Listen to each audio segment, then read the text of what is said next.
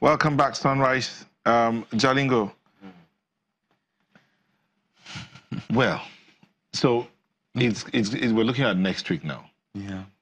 In drawing up an agenda, let's look at the traditional rulers. What can they do? Is it possible? Because, I mean, Chief Adam talked about the fact that they've lived happily together for generations. What can they do going forward, besides just waiting for the state government to do it? The traditional institutions can also play a major role in all of this. You see, this matter is very complicated.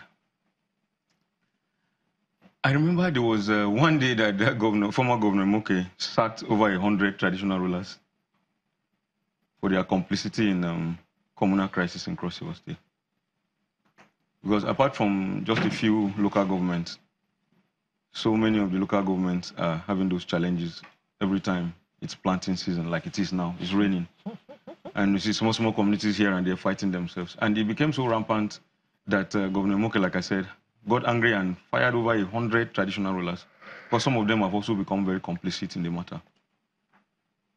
See, having spent this number of decades fighting themselves, there is entrenched animosity amongst these communities.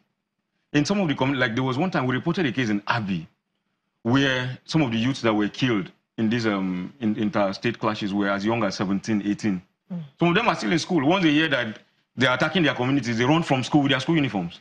To go and fight. And then they go into the bush to go and fight. These are young, small children that are still supposed to be in school, to tell you how bad the situation is. So my thinking is that beyond even the traditional rulers, who are also living now with plenty of animosity, because if you have lived for 30 years, 40 years through a crisis, and you have seen your relations, your people being killed over time, the only thing that would dominate your mind will, of course, be vengeance. So what my mind tells me is that it has to get to a point where government may need to outsource some aspect of trying to solve this crisis. Government needs to engage independent conflict resolution experts that will need to go into these communities and create activities that will bring these two communities together. We need to debrief the young people.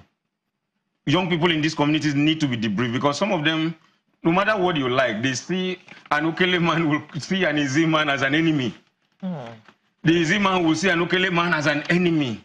Even if they meet outside of their domain, if they meet in Lagos, they consider themselves enemies. It's just like I have been to a place where somebody who is from TV land, because of the also recurring communal crisis between the Obudu people where I come from and TV, the person hears that I'm from Obudu, say, no.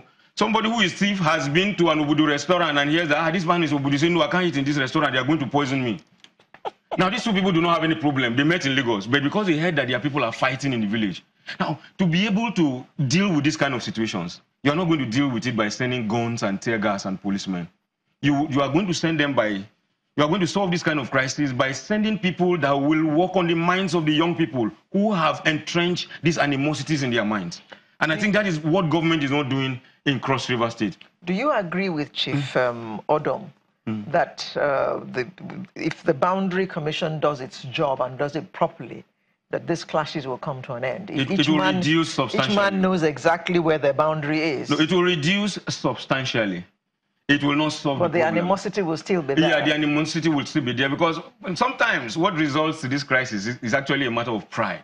Actually, the fact that you killed my person the last time, I'm going to pay you back. Oh, yeah. All those things are also interwoven with all of this. But I believe sincerely that Vodacom has also failed in their responsibility. That meeting that the chief was talking about when they went to Abuja, I remember that the acting president then, Ushibajo, was someone, my state governor, the governor of Ebonyi State, and even the governor of Akwa Ibom State. Because there's a community in Cross River State called Ikorofeng that is also fighting with another community in Akwa Ibom called Oku Iboku. They are all boundary communities who are also fighting themselves every now and then. So the three governors were summoned to Abuja. But when the three governors finished the meeting with the vice president, like I said earlier on, the media was also not briefed. So we didn't know what was happening. And they were supposed to meet 1 month after then, and they never met anymore.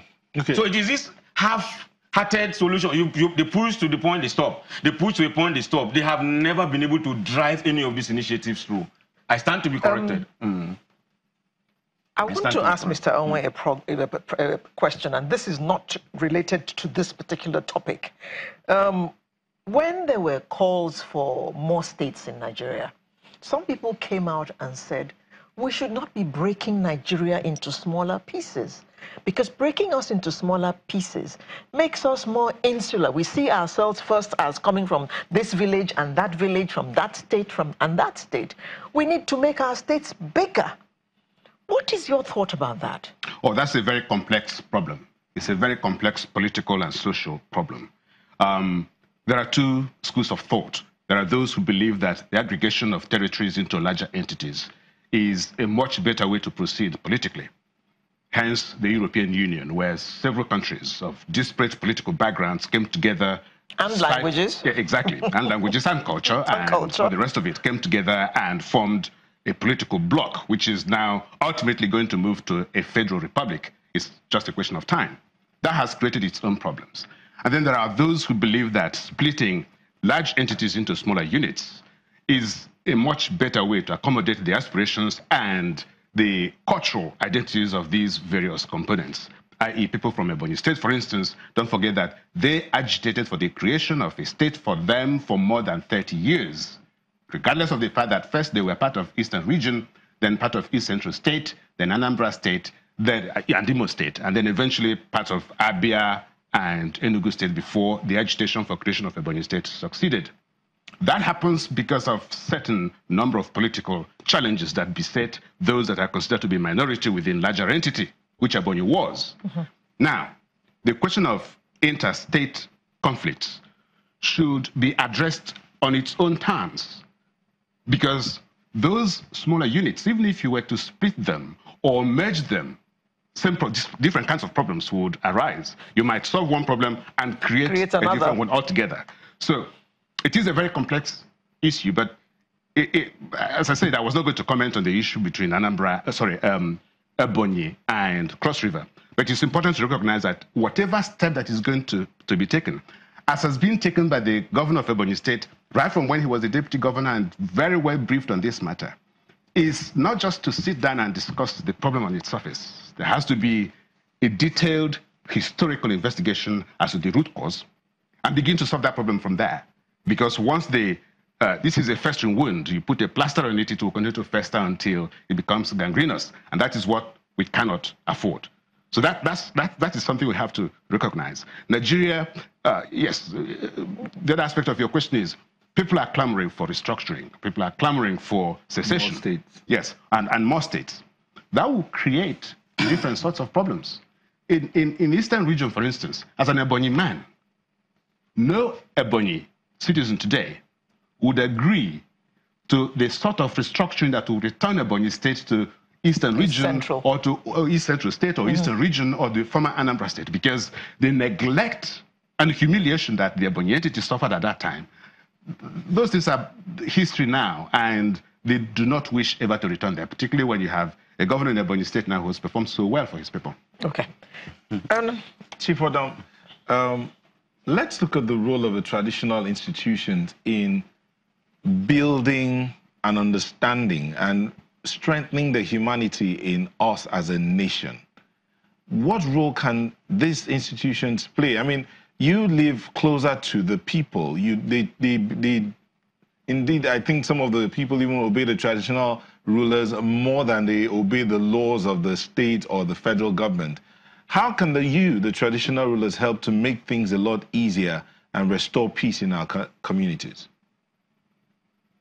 Thank you very much. Thank you very much.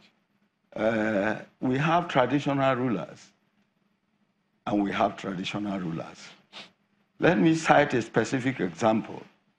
In June 2017, Izzi youths invaded my farm, destroyed the whole farm. The soldiers were informed, the police were informed.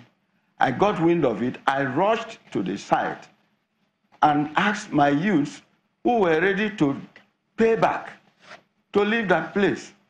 There is no amount of destruction that can be equated to any human life. If two people fight, there is bound to be death. I was able to calm my youth. If we have traditional rulers who can control their people like I did, I don't think